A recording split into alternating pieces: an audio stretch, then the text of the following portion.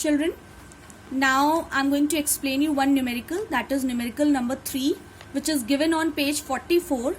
And before explaining that numerical, I'm going to explain you that what is clockwise direction and what is anti-clockwise direction. So children, here you can see two wall clocks are there, okay, and it is the hand of the wall clock. Yes. Now children, if I talk about this one, okay, so in your wall clock, the hands of the clock, how does it moves? It moves like this. Yes, it moves like this in this direction. I suppose you are understanding. Yes, okay, and I'm making it clear here. Suppose this is the hand of the clock, so it moves like this. Yes, like this, yes, in this direction. So this is your clockwise direction. Okay, so what is clockwise direction, children? Where in wall clocks, where you find the hand of the clock, it moves in what way? It moves in a clockwise way, or it moves in a clockwise direction. Okay, just remember this thing, that wall clock, the direction of the hands of the clock is in which direction? Clockwise direction. Okay children, like this. So this is your clockwise direction.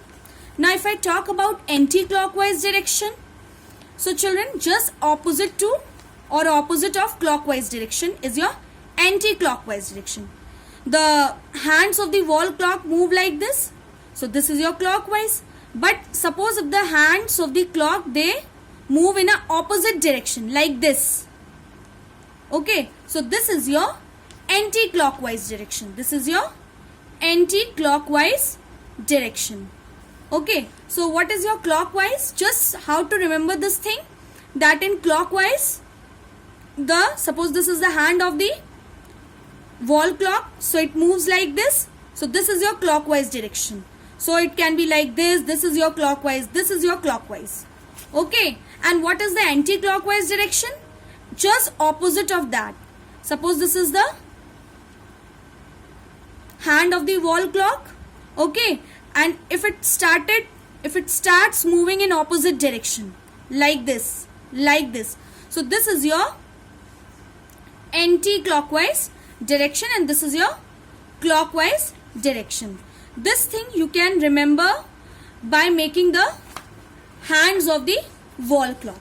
Okay, just remember the wall clock, how does the hands of the wall clock move.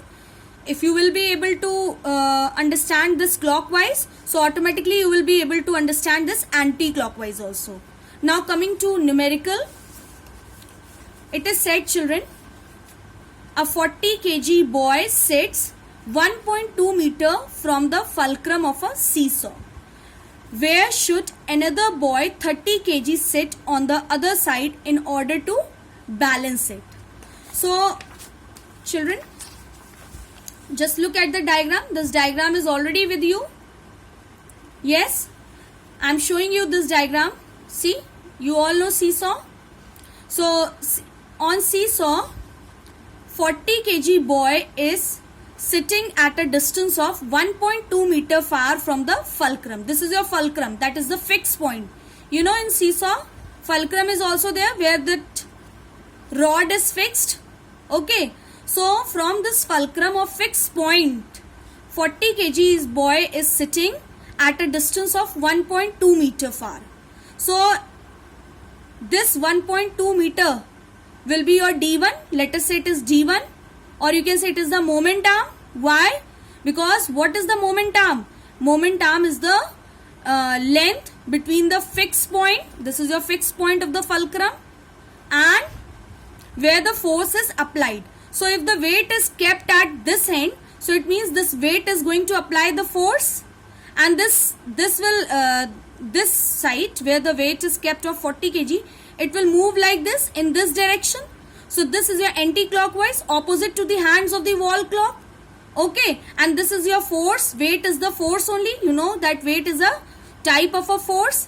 which will act in this direction, ये नीचे जाएगा तो it will go in like this, so it means it is a anti-clockwise.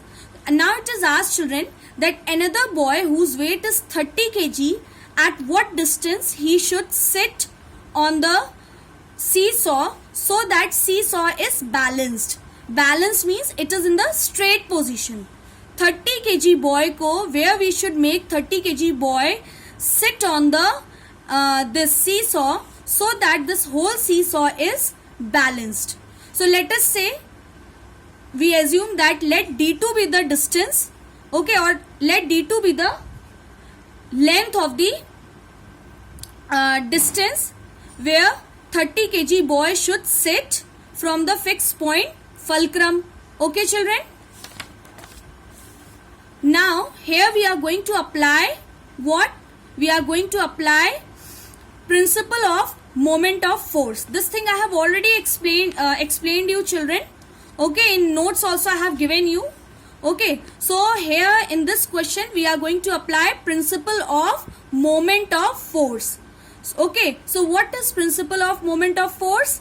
According to the principle of moment of force at equilibrium, if we want that the seesaw should be at equilibrium, so we in case of equilibrium we apply one principle in case of moment of force. And what is that principle? Anti-clockwise moment of force should be equal to clockwise moment of force. Just remember children that if we want our seesaw at equilibrium, so what is the condition or what is the principle for that?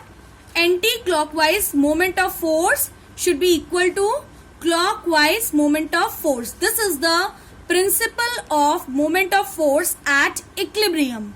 Okay, so this thing I have provided you in notes also. So right now you can open your notes also. In copy also I have provided this numerical.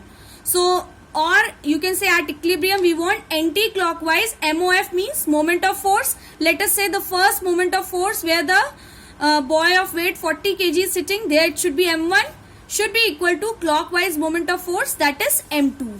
Now we want our seesaw should be at balance, means we and how does this seesaw could be at balance? By maintaining this second distance from the fulcrum. Yes, we don't know that where we should make this 30 kg boy sit on this fulcrum, sit on this seesaw, so that our seesaw could become balanced. So we have assumed let the distance be d2. Now children, for equilibrium, first moment of force of boy 40 kg should be equal to second moment of force M2 of boy 30 kg. Now what is the formula for moment of force? Force into momentum, that is F1 into D1, it should be equal to F2 into D2. Now F1 value was given. What is the first force or the first weight? 40 kg, and the distance, that was momentum, was also given, that 40 kg boy was sitting 1.2 meter far from the fulcrum. Now what is the second weight? 30 kg, and you need to find the distance, that where should the second boy of 30 kg should sit. So we have assumed D2. Now as you know, if we want to find the unknown variable, we make the unknown variable alone. So 30 kg is getting multiplied here, so we will bring to this side, it will get divided. Now after solving, we will get the value of D2, that is D2 is 1.6 meter. So it means the other boy should sit at 1.6 meter far from the fulcrum to balance the seesaw. Okay children, if we want that this seesaw should get balanced, so what is the condition? That we have found this value D2, that is 1.6 meter. Okay, so this is coming 1.6 meter. So other boy of weight 30 kg should sit at a distance of 1.6 meter far from the fulcrum of fixed point, so that this seesaw could be balanced, or balance means it can come in the state of equilibrium. Okay, it is straight, it becomes straight, it is neither moving this side nor this side. So this is the case of the balance. And what is the principle for moment of force at equilibrium? If we want the condition of equilibrium, so anti-clockwise in case of equilibrium, always and always children, what happens? Anti-clockwise moment of force becomes equal to clockwise moment of force. Means M1 should be equal to M2. I hope children you have understood this numerical very clearly.